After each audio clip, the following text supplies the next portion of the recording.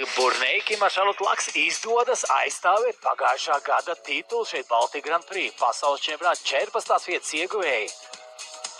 Tāpatās kā, pagājušā gadā mēs 2 Latvijas pāris redzējām finālā, Griņēviča ar Reiningu un Dobrecovu Ļevčenko, bet šoreiz Latvijai neizdevās iekļūt pusfinālā, nebija tie paši spēcīgākie mūsējie.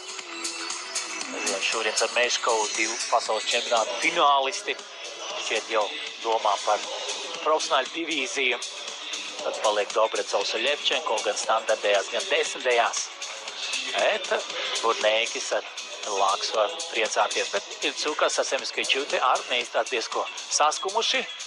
Vēl līdz Lietuvas čempionātam ir laiks un gan jau viņi arī vēl pieliks meistarībā. Bet tiešām ir liels prieks vērot šādus augsta līmeņa pārus, tādu kustības kvalitāti. Skatītājiem, kas bija sanākuši šeit izstāžu centrā starptautiskajā Ķīpselā, bija ko redzēt.